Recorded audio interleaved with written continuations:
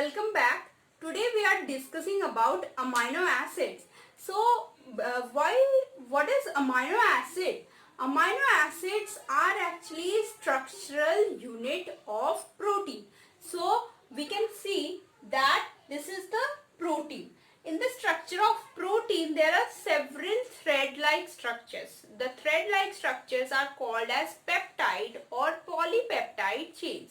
So the thread-like structures actually coiled in and forming the structure of protein. So in the structure of peptide, there is actually several amino acids which are attached with one another and forming the peptide chain. So this is the amino acid which actually are attached with the attached and forming the peptide chain. Now what is the amino acid? If we recall its definition, what is the amino acid? So amino acid is actually one organic compound,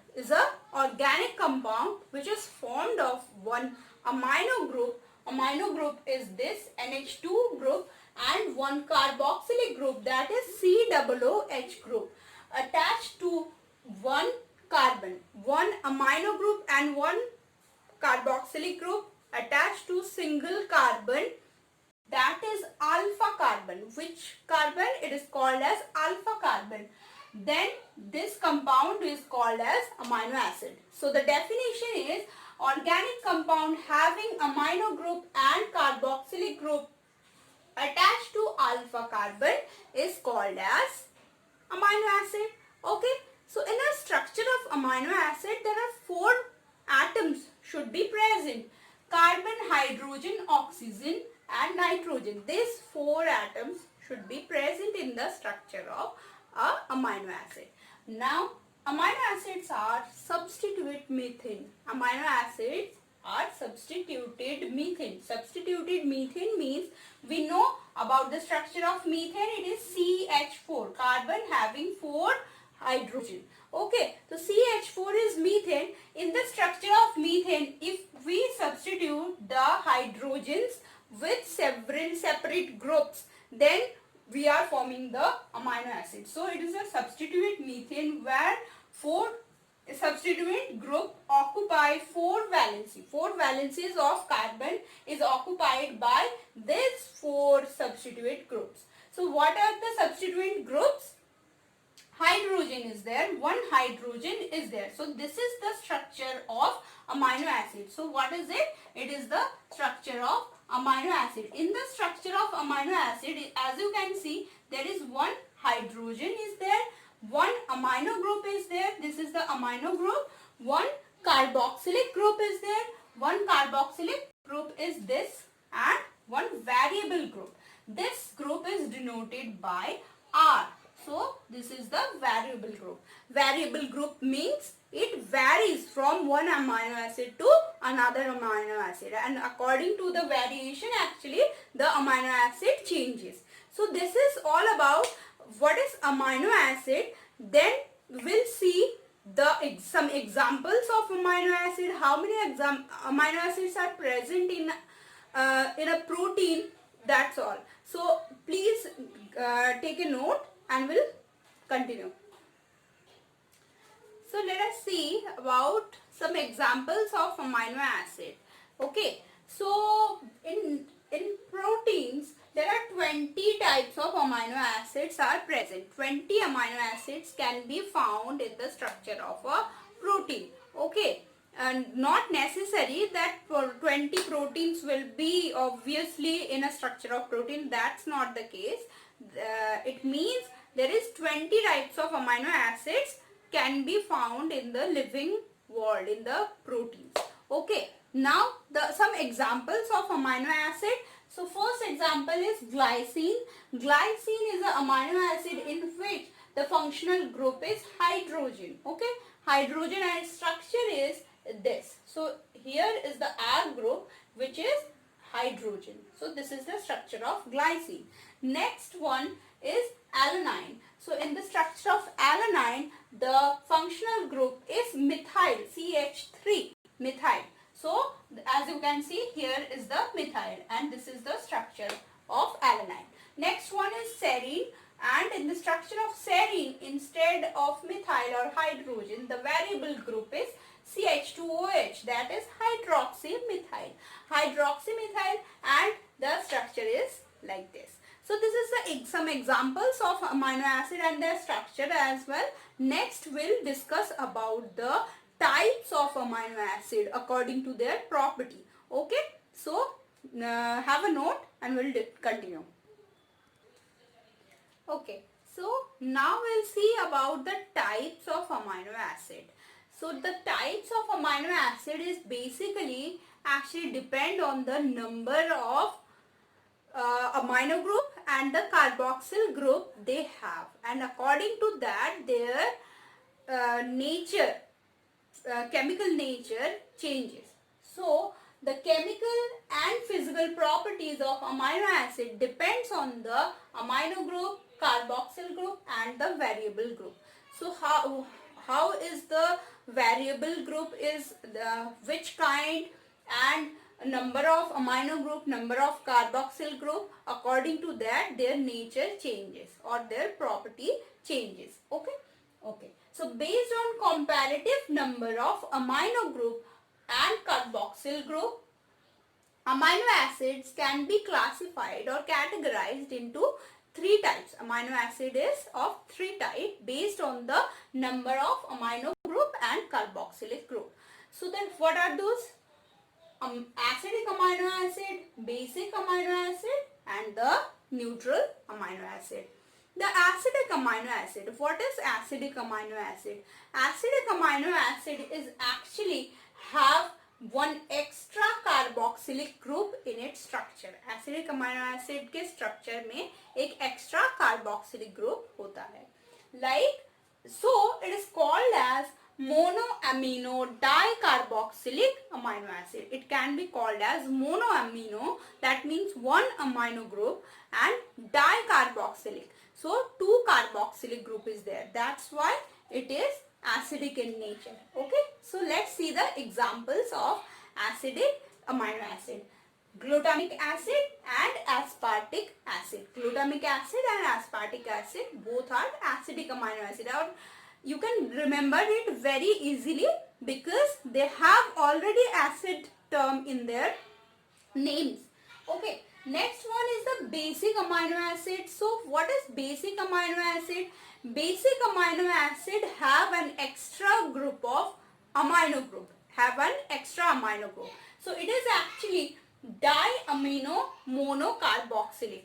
It has two amino group and one carboxylic group in its structure. So that's why it is basic in nature. And its example of basic amino acid is arginine and lysine. These are the basic amino acid. The third type is the neutral amino acid, and the neutral amino acid having equal number of amino group and the carboxylic group. So it is called as monoamino monocarboxylic amino acid. Okay, so it has equal number of amino group and carboxylic group, and the example is glycine, alanine and valine. These are the example of neutral amino acid. Apart from these three, there is a special type of amino acid is called as aromatic amino acid. So what is aromatic amino acid then? Aromatic word is related with organic chemistry, right? So in organic chemistry we find the compounds with some ring structure in their structure, right? So the aromatic amino acid actually have cyclic structure or ring structure in their side chain. So aromatic amino acid have cyclic or ring structure in their side chain. So they are called as aromatic, and example of those are phenylalanine, tryptophan and tyrosine. You can see alanine itself is a neutral amino acid. If there is a phenyl ring, phenyl is the ring structure, so then it becomes aromatic amino acid. Same with tryptophan and tyrosine, they also have a ring structure in their side chains present. So this is the type of amino acid. Next we will see about the ionic formation of amino acid. Okay, so let's take a note and then continue. Now we'll say about ionizable nature of amino acids.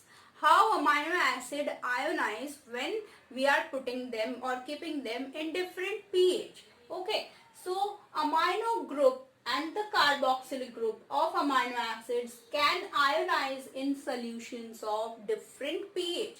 When the pH changes, their ionization is also changes. That's why the structure of amino acid changes in different pH. Okay. So when pH decreases, the amino acid gains positive charge. When the pH of the solution where the amino acid is present decreases after a certain level, then the amino acid gains a positive charge, as you can see here. When the pH decreases, so what happens when pH decreases? That means the solution or surrounding becoming more acidic. Less pH, that is acidic. So it is becoming more acidic. That's why more and more hydrogen ion will be available in the surrounding. Okay. So more number of hydrogen ions will be available. So the amino group will have one hydrogen atom or H plus ion, actually one hydrogen ion, and form a cation. So when the pH decreases after a certain level, the amino acid forms a cation. Okay. Next, when the pH increases after a certain level, then the amino acid gains a negative charge. So when pH decreases, it gains a positive charge. When pH increases after a certain level, it gains a negative charge, as you can see here. Here the amino acid is gaining one negative charge and we call it one anion. Okay. Now in between those two pH, at which it is forming anion and cation, in between those two pH there is a specific pH. There is a specific pH at which the amino acid is in the neutral state. Neutral state means the net charge, net positive and negative charge is equal. That's why there is no charge at all. No net charge at all. That's why it is a neutral state. So the pH, there is a specific pH at which the amino acid is in the neutral state. As you can see here, here is a negative charge, here is a positive charge. So nullifies, positive and negative charge nullifies, and there is the neutral state. And this state, this form is called as Zwitter-ion form. Okay. So what is Zwitter-ion form? Zwitter-ion form is the form of amino acid in which there is no net charge is there. Okay. The amino acid is in the neutral state. So this is all about ionization of amino acid. So actually this thing is very important. This reaction, this thing is very important because they ask questions in this particular area. What is Zwitter-ion?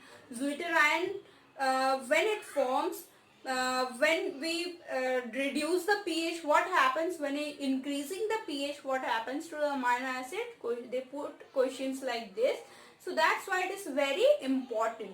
Okay. So I think amino acid is quite clear now. Please watch. Next video is coming on the structure of protein. So please do watch that. And please take a note of this, or you can take a screenshot as well. So thank you. Thanks for watching.